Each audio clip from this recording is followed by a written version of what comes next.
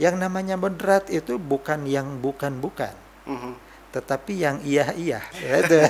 Orang yang moderat cenderung toleran, ya, tetapi toleransi is not all about moderation. Sangat minimalis dalam mempraktekkan agama ya. Itu tidak dianggap sebagai ekstrim. Padahal itu adalah ekstrim yang terlalu berkekurangan. Jangan hanya dai-nya saja yang diminta arif, sementara masyarakatnya tidak arif. Nah, jadi tidak bisa itu amar ma'ruf dilakukan dengan cara munkar. Ukhuwah Islamiyah ini selama ini disalahpahami sebagai ukhuwatul muslimin, yaitu persaudaraan di kalangan umat Islam. Padahal bukan.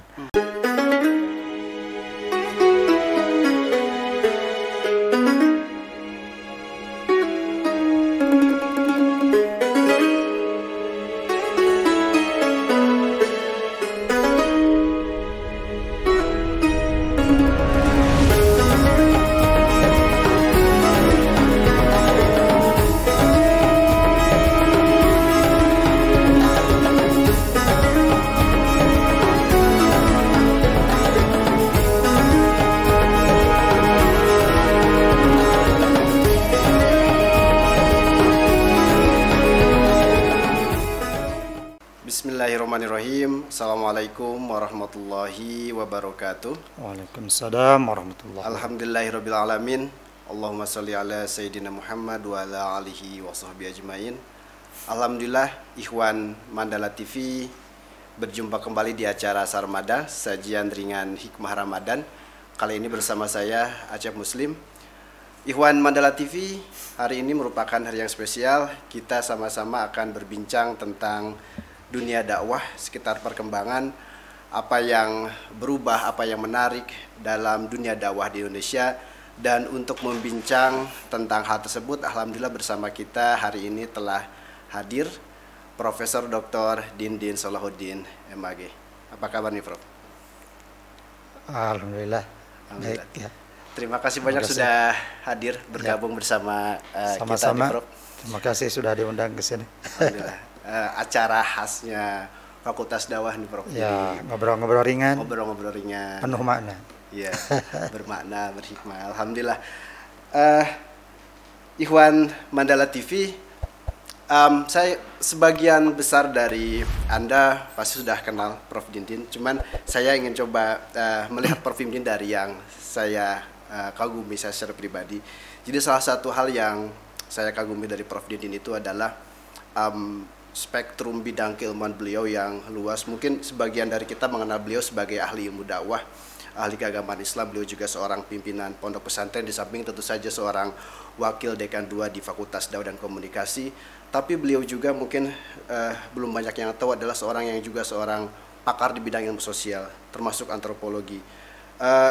Saya ingin mendengar dulu nih, Prof, sekalian perkenalan lagi bersama Ikhwan Sarmada. Bagaimana perjalanan karir intelektual Prof. Dindin terutama sampai kemudian sekarang menjadi seorang ahli atau guru besar di bidang ilmu dakwah, Prof. Kalau boleh berbagi bersama para Ikhwan Sarmada. Ya, terima kasih ya. Sejak di pesantren ya, di pesantren Pabelan di Magelang ya, saya sudah ada keinginan ya untuk melakukan studi-studi tentang keislaman, khususnya bidang dakwah, dengan backup dari ilmu-ilmu sosial. Di penghujung masa saya di pesantren itu, saya mengikuti Institut Pengembangan Masyarakat, ya, yang di situ sosiologi, antropologi kita geluti. Nah, itu menjadi baseline saya ketika saya masuk ke perguruan tinggi, ya. Maka begitu saya masuk jurusan dakwah di Fakultas Usuluddin, maka yang kebayang di situ adalah bagaimana saya mengembangkan ilmu dakwah.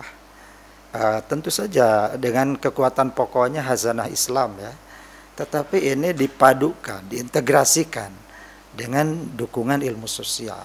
Saya melihat ini akan lebih dibutuhkan oleh pembangunan bangsa waktu itu. Maka saya melakukan penelitian waktu di S1 itu tentang pengembangan masyarakat Islam, ya itu. Dan otomatis di situ saya mengkaji dakwah dari perspektif ilmu sosial, ya. Di S2 saya mengambil jurusan antropologi ya, itu sosiologi di Fakultas Sosiologi. Ini juga saya dedikasikan untuk ilmu dakwah juga, sehingga saya lebih kurangnya bisa dikatakan major saya itu adalah antropologi dakwah, bisa bilang begitu ya, itu antropologi agama, tapi lebih spesifik lagi antropologi dakwah. Kemudian di S3 saya masuk di Islamic Studies. Sebagai seorang dosen di Fakultas Dakwah dan Komunikasi, inilah kesempatan terakhir untuk memanfaatkan strata tertinggi di studi ini untuk juga didedikasikan untuk ilmu dakwah. Maka saya sejak awal masuk itu Islamic Studies-nya itu saya formulasikan di dalam pikiran saya itu ini adalah Islamic Dakwah Studies. Gitu. Jadi selalu ada dakwahnya dari S1, S2, meskipun S2-nya di Australia, tapi itu ada dakwahnya sampai gitu. Maka ketika kemarin tahun 2020 itu ada review oleh Kemendikbud ya, tentang linearitas saya, itu sama sekali gak ada masalah. Jadi mereka sudah melihat sangat linear dari S1 sampai S2, padahal sebetulnya sepintas itu berjauhan ya, dari jurusan dakwah ke antropologi ya, ke luar negeri, terus ke Islamic Studies, sepertinya berjauhan. Tapi sejak awal, sekali lagi saya sejak di pesantren sudah melihat ini satu jalur ya, linear itu. Maka sebetulnya waktu saya mau ke luar negeri itu ya, mau ngambil S2, pertanyaan pertama dari panel profesor yang mengetes saya seleksi itu, pertanyaan, kamu ini ada hubungan apa dengan sosiologi antropologi? Kamu dari IAIN, gitu. Betul. Agama, apa hubungannya? Coba jelaskan. Nah, itulah kesempatan saya menjelaskan bahwa ilmu dakwah dengan sosiologi antropologi itu berjalin kelindan. Itu yang saya jelaskan. Dan itu tidak bertanya lagi panelnya itu, langsung meng-ACC. Jadi di sini jadi sejak awal saya memang tidak melihat ada perbedaan antara itu ilmu dakwah dengan ilmu sosial itu. Ini gitu. Nyambung ini nih Prof. Saya ingat tesis Prof. Dindin di Australia National University tentang Darut Tauhid ya Prof. Itu judulnya kalau tidak salah The Workshop of Morality, dan Ikhwan Sarmada mungkin perlu tahu karena tesis ini, jadi tiap mahasiswa bikin tesis pasti S2, tapi tesisnya Prof. Dindin ini termasuk yang terpilih untuk diterbitkan oleh HNU Press, karena tidak semua tesis kemudian diterbitkan. Jadi tesisnya Prof. Dindin diterbitkan oleh HNU Press dan 2008 kalau nggak saya Prof ya, diterbitkan ulang. Itu yang saya menarik Prof ketika membaca karya tersebut, dan kemudian Prof juga menulis buku 2010 tentang dakwah moderat. Itu kan perjalanan panjang ya Prof tentang kajian ilmu dakwah. Menurut pengamatan Prof. Dindin, kita masuk pembahasan tentang dunia dakwah ini. Selama kurang lebih 20 tahun terakhir ini, apa yang berubah atau hal yang menarik dalam dunia dakwah di Indonesia sejak Prof. Dindin mulai studi tentang pesantren, kemudian sekarang tentang dakwah moderat? Bisa cerita Prof? Ya, penelitian tentang Darut Tauhid itu di pertengahan 90-an. 90-an penelitian. Jadi penelitiannya saya lakukan di tahun 95 ya. Waktu itu Agim baru sekitar 7 tahun. Dia merintis Darut Tauhid ya, itu dari 87 ya mulai itu. Nah, ketika saya sodorkan judul ini ya ke promotor saya, ke pembimbing saya, dia langsung menyambar judul ini, dan dia melihat ini ke depan ini orang akan jadi tenar nih katanya. Padahal waktu itu Agim belum apa-apa. Oh, waktu itu belum? Ya, belum. Belum ada media, belum terlalu luas kan. TV swasta kan baru mulai kan waktu itu. Nah, jadi pembimbing saya sudah menangkap ini calon orang populer di Indonesia. Maka langsung disetujui penelitian ini. Dan sebetulnya judulnya itu kan terjemahan dari nama pesantren Agim sendiri kan dia sebutnya bengkel akhlak. Bengkel akhlak, Nah, betul, betul. maka saya terjemahkan ke bahasa Inggris itu the workshop for morality. Itu apa geleng-geleng ini bagus kata pembimbing saya itu. Apalagi setelah saya ceritakan bahwa di situ banyak fakta-fakta yang dari segi antropologi itu sangat seksi ya, itu bagaimana karisma dibangun ya, bagaimana keterlibatan semacam mitologi ya, mitologi yang disusun dari mimpi-mimpi orang-orang di sekitar Agim.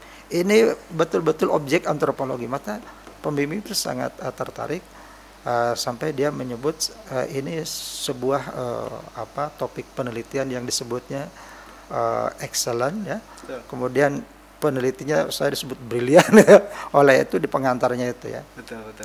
Jadi itu selesai hanya setahun saja ya, waktu tahun 95 itu, dan itu sebetulnya tahun 96 sudah selesai ya. Oh, itu sebelum tahun 2000 bahkan ya? Ya sebelum tahun 2000 oh, itu okay. 96 sudah selesai dan 96 itu sudah naik di online gitu. Jadi di perpustakaan ENU itu sudah muncul tahun 96 tesis, ya? Itu sebagai tesis ya. Nah kemudian 2008 baru dibukukan ya. Bukunya dalam bentuk online juga ya, karena e-press ya itu. Nah jadi dari situ kemungkinan Agim itu akan mengindonesia lah itu terlihat ya oleh para antropolog di sana. Dan kebetulan itu kira-kira tahun 94 itu sudah ada di Times Agim ini. Oh, sudah ya. muncul ya? Sudah muncul di Times ya. Dan waktu itu disebut sebagai The Holy Man ya, itu Agim itu di Times ya? Itu 94. Beliau belum populer kan 94 ya. di kita ya. ya. Belum Dan itu ya menjadi salah satu rujukan saya juga itu waktu itu. Jadi sudah tertangkap ya oleh dunia internasional ya, bahwa ini memang potensial ya. Dan betul saja begitu TV swasta ramai kan, terus kemudian Agim naik sampai akhirnya puncaknya itu waktu diundang ke istana oleh Megawati ya, ketika Presiden Megawati itu. Nah jadi itu Agim itu dalam penelitian saya itu disimpulkan sebagai salah satu simpul resurgent ya, itu kebangkitan Islam di Indonesia khususnya Jawa Barat ya. Karena waktu itu ada dua penelitian yang sejenis ya tentang resurgent di Jawa Barat ini. Satu dilakukan tahun sebelumnya, tahun 94 ya, itu antropologi juga. Nah, tetapi itu fokus ke dakwah di kalangan itu kelompok tarbiyah itu ya. Oh, iya. Di kalangan mahasiswa ya gitu dan seterusnya. Nah, sementara sebetulnya Agim juga ada hubungan dengan kelompok itu. Sebetulnya itu. Cuma Agim lebih menangkap keluar kampus dia. Jadi basis ininya sebetulnya memang berangkatnya dari kampus juga. Karena tinggalnya dekat kampus ya itu. Tetapi kemudian aplausnya ya, audiensnya itu mendapat aplaus dari berbagai kalangan, terutama remaja ya, remaja ya. Itu gitu. Nah, maka sebetulnya ini memotret sebuah kebangkitan Islam melalui gerakan dakwah yang sifatnya tidak lagi verbal ya. Betul. Itu terutama yang di tarbiyah tadi ya, melalui kelompok-kelompok itu. Tapi kemudian Agim itu lebih membesarkan ya kebangkitan ini dengan kemampuan verbalnya itu ya itu. Sehingga dakwah dia yang sangat cair dan menarik, bahkan dengan humor-humor yang cerdas itu betul-betul memfasilitasi dakwah waktu itu ya, untuk menjadi jembatan kebangkitan Islam waktu itu. Nah di awal 2000-an ya itu, maka ini kemudian dakwah ini sebetulnya dakwah itu kan sudah moderat ketika di akhir periode Orde Baru ya. Di akhir Orde Baru itu dakwah itu sudah moderat sebetulnya di tahun 80-an ya. sampai awal 90 itu sudah moderat dakwah itu. Tapi kemudian begitu ada reformasi, ya, nah, maka ketika ada reformasi 98 itu ada semacam tantangan baru, ya, terhadap dakwah gitu ya. Pertama tantangan keterbukaan, ya, tentu seiring dengan reformasi. Kedua juga ada tantangan dari kekuatan lain yang dulu merupakan dalam tanda petik ya lawan dakwah gitu ya. Itu juga seperti mendapat angin kembali gitu.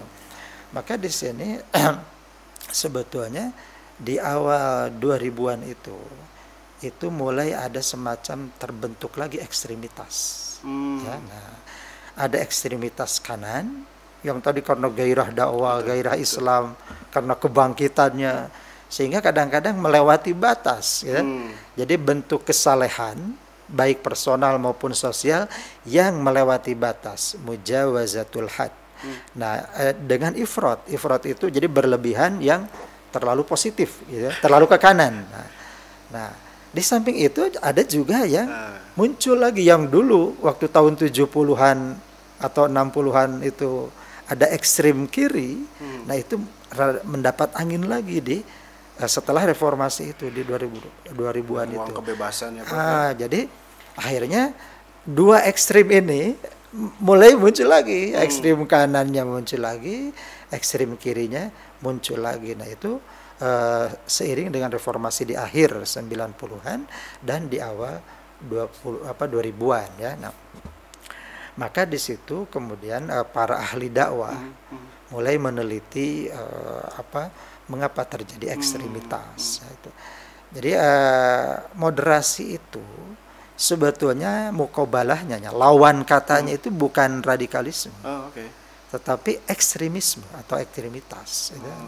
Kadang-kadang kita ini ada salah paham, ya. Istilah itu, ya. Dan ada kecenderungan juga pihak-pihak tertentu menggunakan isu moderasi untuk melawan radikalisme gitu itu. Padahal sebetulnya arahnya bukan ke situ, ya. Moderasi itu kan, moderasi Islam itu wasatiyatul Islam atau moderasi Islam. Itu kan sebetulnya ingin mengembalikan ini, ya, tadi yang terlalu ke kanan supaya ke tengah lagi, yang terlalu ke kiri supaya ke tengah juga. Sebetulnya itu, ya, bukan untuk membunuh yang kanan atau membunuh yang kiri, bukan.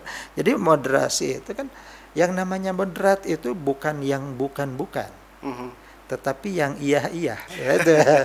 Jadi bukan yang bukan kanan bukan kiri, tapi ya kanan ya kiri. Jadi yang bagus-bagus dari kanan kiri itu menjadi seimbang, ya itu. Nah, ini yang dilakukan dakwah moderat itu ke situ arahnya. Jadi bagaimana dakwah ini dilakukan, dakwah itu sendiri secara moderat. Tidak boleh dakwah melakukan cara-cara yang ekstrim, gitu ya. Kalau misalnya ada yang ceritanya berdakwah dengan cara-cara kekerasan anarkis seperti peledakan bom dan seterusnya, saya kira itu bukan dakwah, itu mah anomali, ya, anomali dakwah gitu ya itu. Dakwah-dakwah yang ekstrim yang berlebihan itu yang kadang-kadang menimbulkan takfir, ya. Takfir, betul. Takfir itu muncul dari kalangan ekstrim kanan. Jadi ada orang berbuat maksiat sedikit dikafirkan, dimusyrikan, gitu, Pak. Padahal cuma ada ketergantungan terhadap gitu dianggap musyrik. Nah, ini kan ekstrim. Nah, ekstrim kanan itu harus ditarik ke tengah supaya moderat, ya, itu wasatiyah. Nah, ya ada juga yang kiri. Yang kiri juga timbulnya jadi wasfut tatarruf, ya. Jadi cenderung mengekstrimkan atau meradikalkan orang. Terlalu gampang. Ada orang getol sedikit sholat dianggap radikal, ya. Ada yang bersemangat sedikit dianggap. Nah, ini juga ekses dari ekstrim kiri. Nah, ekses dari ekstrim kanan tadi takfir, ya. Ekses dari ekstrim kiri itu tadi wasmut tatarruf. Nah, ini terjadi di awal di 2000-an. Ya. Maka kemudian respon dari para akademisi dakwah itu melakukan moderasi. Nah, pemerintah sudah bagus mencanangkan ada moderasi beragama, ya. Tetapi moderasi beragama sekali lagi kalau tidak difahami dengan baik ini bisa disalahgunakan. Betul. Misalnya ada kecenderungan moderasi beragama ditarik ke toleransi. Ya. Betul. Saya kira ini uh, tidak tidak kehendak moderasi, bukan itu. Jadi kan kalau seolah-olah kalau moderasi ditarik ke toleransi, berarti kita ini beragama setengah-setengah gitu. Kita kan nggak bisa begitu. Prof, izin motong nih Prof. Ya. Saya tertarik ketika moderasi ini kan semua orang, dan toleransi ini seorang sering bicaranya betul dalam satu nafas. Ya. Dan masalahnya itu seringkali moderasi itu kan memang, kalau saya tidak salah tangkap dari uraian Prof tadi, harusnya milik umat Islam memang, karena Islam harusnya moderat. Tapi kemudian klaim moderasi ini jadi banyak yang ngeklaim semua orang, Prof, dan sedihnya kadang-kadang justru digunakan juga untuk mengkritik seperti tadi Prof bilang, orang-orang Islam yang mungkin yang dalam tanda petik taat banget gitu ya. Itu kenapa bisa gitu, Prof? Karena ini kan seharusnya wacana punya umat Islam nih. Kenapa orang-orang itu semua ikut-ikutan ambil istilah konsep moderasi itu yang kadang-kadang malah dibalik buat kritik sebagian dari umat Islam. Iya. Jadi inilah saya kira pemahaman moderasi yang harus segera dibenahi ya itu.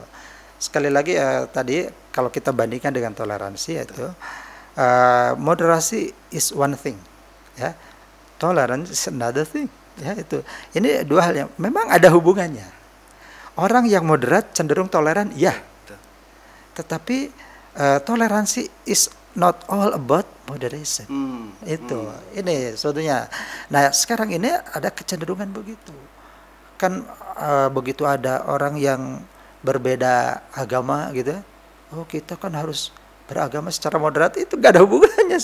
Kalau dengan toleransi ya ada hubungannya. Nah, kalaupun toleransi bisa diturunkan dalam rangka mempraktekkan Islam moderat ya, atau agama secara moderat, itu toleransi antar madhab. Ya, antar madhab di dalam Islam itu bisa. Ya, itu. Kenapa? Karena begini, misalnya ada orang yang cenderung ya, misalnya menghakimi tadi ya kelompok yang berbeda itu dengan kacamata dia, ya, dan itu dianggap kacamata dianya itu berlebihan.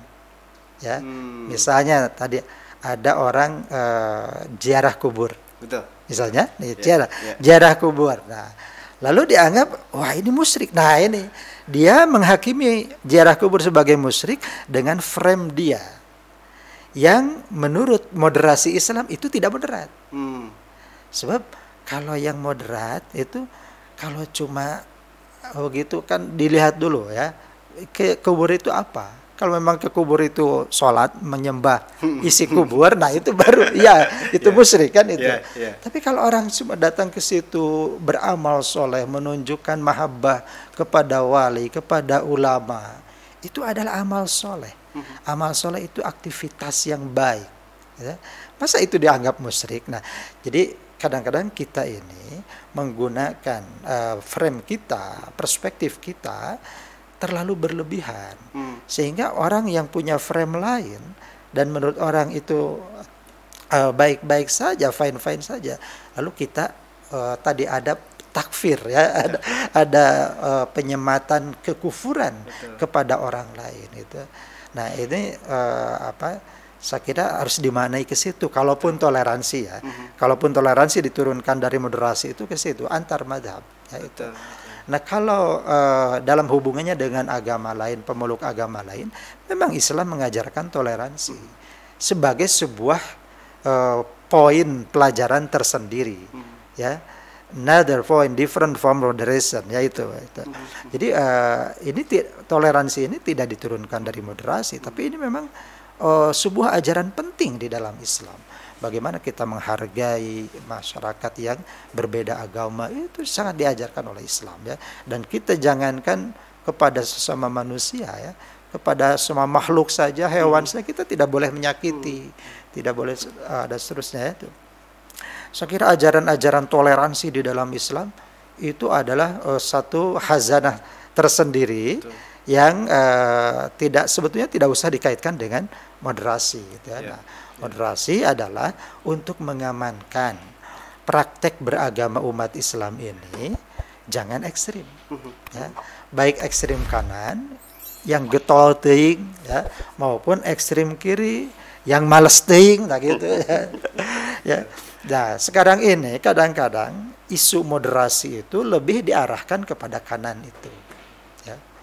Jadi kalau ada orang yang terlalu berlebihan dalam sholat misalnya, orang jelas tidak mampu berdiri, tetapi memaksakan berdiri, nah itu ekstrim. Betul. Nah, itu ifrat. Nah, itu mendapat perhatian banyak orang. Kamu ekstrim ini. Tetapi ada orang yang taksir, ya, taksir itu ya sangat minimalis dalam mempraktekkan agama, ya. Itu tidak dianggap sebagai ekstrim. Padahal itu adalah ekstrim. Yang terlalu berkekurangan. Kalau ini tadi berlebihan dalam mempraktekkan agama, kalau ini yang berkekurangan. Nah, dakwah di di dekade 2010-an, ya, itu sekarang sudah lebih kaya karena sejak akhir 2000-an itu kita sudah lebih ada media sosial, ya. Betul, itu. Betul. Jadi sejak dulu kita ada BlackBerry, ya, itu mulai dari situ dakwah melalui media sosial Facebook, sangat booming, ya. Dan saya kira ini perlu kita apresiasi, ya, karena semua umat Islam, ya, kan merasa punya tanggung jawab berdakwah. Jadi Ali Imran 104 itu kan minnya itu bisa dimaknai dua, ya. Wal takum minkum itu bisa min zaidah, berarti semua kalian. Kalau itu minnya litab'id, berarti sebagian dari kalian menjadi dai. Tapi pada umumnya umat Islam semua merasa terpanggil untuk berkomitmen melakukan dakwah sesuai dengan kapasitasnya, sesuai dengan profesinya, sesuai dengan kemampuannya, dan sesuai dengan kesempatannya itu. Nah, sehingga semua orang yang masuk di media sosial itu berusaha untuk sekecil mungkin, sekecil apapun ikut berpartisipasi dalam berdakwah. Nah, di sini masalahnya muncul ketika orang ingin melakukan sesuatu yang di luar kapasitasnya, melakukan sesuatu di luar otoritasnya. Nah, ini yang mungkin perlu segera semua orang mawas sendiri lah, meragap dadanya, itu. Apakah saya kompeten untuk melakukan ini, ya, itu. Karena bisa jadi dakwah yang tidak berbasis kompetensi atau ilmu itu bisa menjadi masuk pada ekstremitas tadi itu, ya, itu. Jadi orang menghakimi sesuatu secara berlebihan itu semata-mata karena dia kurang pengetahuan tentang sesuatu itu. Nah, jangan sampai terjadi seperti itu, ya, itu. Ini izin, Prof. Mungkin Ikhwan Mandala juga beberapa belakangan ada nonton beberapa berita nih, Prof. Ada misalkan di musim sekarang jelang-jelang Ramadan ada kajian, masih ada tablik akbar. Kemarin misalkan kadang ada berita 1-2 ustadz itu ditolak tuh di satu komunitas masyarakat. Yang mungkin sebagian masyarakat tersebut menganggap ustadz tersebut dianggap sebagai terlalu ekstrim mungkin, ya. Tapi apakah memang harus begitu, Prof? Bagaimana kita menghadapi sikap-sikap ekstrim kiri maupun ekstrim kanan dalam beragama itu? Memang harus ditolak kayak gitu atau bagaimana kita harusnya menyikapinya, Prof? Ya, di sini pentingnya kearifan, ya. Dan kearifan harusnya menjadi milik semua pihak, ya. Jangan hanya dai-nya saja yang diminta arif, sementara masyarakatnya tidak arif, ya, gitu. Semua punya kearifan. Arif itu satu akar kata dengan tahu, ya. Kearifan itu sama dengan pengetahuan, ya. Jadi arofa itu kan artinya tahu. Nah, jadi orang yang arif itu orang yang sangat tahu. Jadi kearifan itu, kebijakan itu yang mengerti betul, ya, itu. Nah, jadi kalau ada perbedaan-perbedaan itu semua orang mestinya mengerti. Karena perbedaan itu ada urf, ya. Urf itu adat istiadat, ya, atau custom, ya, itu urf. Kemudian ada yang ma'ruf. Nah, kalau dakwah itu kan amar ma'ruf, ya. Sesuatu yang diketahui secara umum bahwa itu baik. Ya, ma'ruf itu artinya dikenal, kan? Dikenal baik, nah itu. Nah, maka kalau ada respon-respon yang tidak ma'ruf, nah ini ya, itu mestinya jangan dilakukan. Oke. Ya, misalnya menolak secara kasar, nah itu kan tidak ma'ruf, itu kan munkar. Nah, itu jangan dilakukan. Nah, jadi tidak bisa itu amar ma'ruf dilakukan dengan cara munkar. Itu. Nahyi munkar juga tidak boleh dilakukan dengan cara munkar. Ya. Al-amru bil ma'ruf bil ma'ruf gitu ya. Jadi, amrun lil ma'ruf bil ma'ruf. Jadi mendorong ya kema'rufan itu dengan cara yang ma'ruf ya. Kemudian di sini juga mungkin perlu dipahami dengan baik dua kata kunci dalam dakwah ya, yaitu amar untuk ma'ruf, kemudian nahyi untuk munkar. Nah, ini strategi, metodologi ya, teknologi amar dan nahyi ini harus berbasis kearifan tadi, yaitu misalkan anak kecil itu umur 7 tahun, muru auladakum bisolat, diperintahkan, tapi itu kan amar solat ya. Nah, apakah amar kepada anak kecil itu dengan seperti pemerintah menunjuk-nunjuk begitu? Nah, ini yang perlu dipahami bagaimana strategi yang bil hikmah wal mau'izatil hasanah mujadalah allati ya asad. Ini semua mendasari semua proses amar dan nahi ini. Semua harus dilakukan dengan kebijakan yaitu. Maka mungkin bagus dibaca, itu ada buku judulnya Dakwah Bijak misalnya itu. Banyak buku yang menjelaskan itu ya itu. Terima kasih banyak Prof. Ya. Jadi memang seringkali kita berdiskusi soal dakwah moderat maupun toleransi karena semua orang membicarakan, karena berita juga tiap hari ada tentang itu. Jadi kadang-kadang ada muncul salah paham, tapi penjelasan dari Prof ini tadi semoga bisa memperjelas juga, terutama kepada Ikhwan Mandala TV ini yang sama-sama menyaksikan acara ini. Ini terakhir nih Prof, sebagai closing statement, bagaimana jadi sebaiknya terutama ini Ikhwan Mandala TV yang barangkali banyak juga diantaranya adalah para mahasiswa di Fakultas Dakwah dan Komunikasi ataupun para pelaku dakwah ataupun para ustadz di berbagai daerah di Indonesia, bagaimana kemudian kita sebaiknya memposisikan diri dan bagaimana cara atau mungkin efektifnya seperti apa supaya kita bisa pertama juga memperjuangkan dakwah moderat yang sejati, tapi juga dengan cara-cara yang baik, sebagai closing statement, Prof. Ya, jadi semua pihak ya, semua lapisan, semua pihak bergerak dengan sesuai potensinya masing-masing, sesuai kompetensinya masing-masing, dan tujuannya sama, yaitu untuk membangun khairu ummah, yaitu. Nah, khairu ummah ini tidak bisa dibangun kecuali dengan 3 pilarnya, atau bukan pilar ya, mungkin 3 kepentingan utamanya. Ya, yaitu pertama adalah ilmu pengetahuan dan peradaban ya. Maka semua pihak itu mengarah ke sana. Semua langkahnya, semua komitmennya untuk diwujudkan dalam rangka dakwah itu harus berbasis ilmu pengetahuan dan peradaban. Langkah-langkah yang tidak beradab ya, yang tidak berbasis ilmu, itu sebaiknya tidak usah ditempuh ya. Nah, yang kedua adalah ekonomi dan kesejahteraan yaitu. Jadi kita semua untuk tema utama dakwah hari ini bagaimana membangun kesejahteraan, membangun ekonomi bersama, ekonomi masyarakat.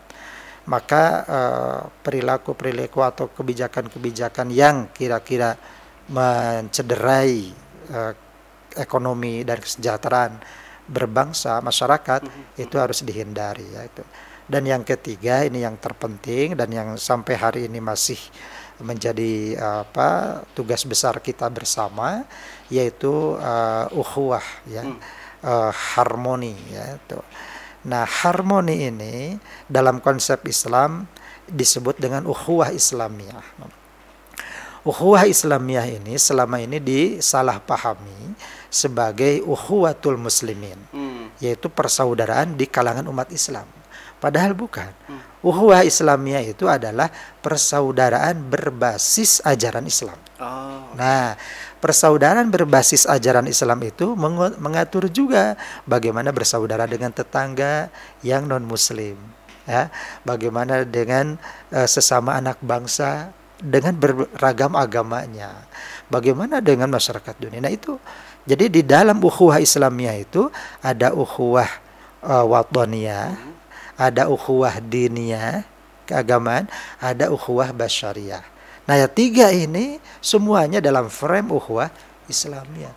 Jadi jangan direduksi ukhuwah Islamiyah hanya untuk kalangan internal. Nah ini, saya kira kalau ini semua tiganya ini, ilmu pengetahuan dan peradaban, ekonomi dan kesejahteraan, persatuan dan harmoni umat bangsa kita, kalau ini sudah dibangun, insya Allah kita semua akan menikmati Indonesia yang lebih baik, ya.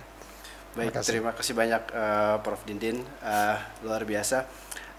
Demikian tadi Ikhwan Mandala TV, diskusi kita, bincang-bincang kita dengan Prof. Dindin, Guru Besar Ilmu Dakwah di Fakultas Dakwah dan Komunikasi. Terima kasih banyak sekali lagi Prof sudah berbagi bersama dengan kita. Ikhwan Mandala TV, jangan lupa saksikan episode-episode Sarmada berikutnya, dan jangan lupa like, share, dan komen. Subscribe juga di channelnya Labdak dan Mandala TV. Boleh komen, boleh juga ikut kasih masukan. Mungkin ada masukan-masukan untuk episode-episode berikutnya juga, atau untuk komentar apresiasi boleh disampaikan di channelnya Mandala TV. Demikian, terima kasih dari kami, terima kasih untuk kru Mandala TV. Assalamualaikum warahmatullahi wabarakatuh. Waalaikumsalam warahmatullahi wabarakatuh.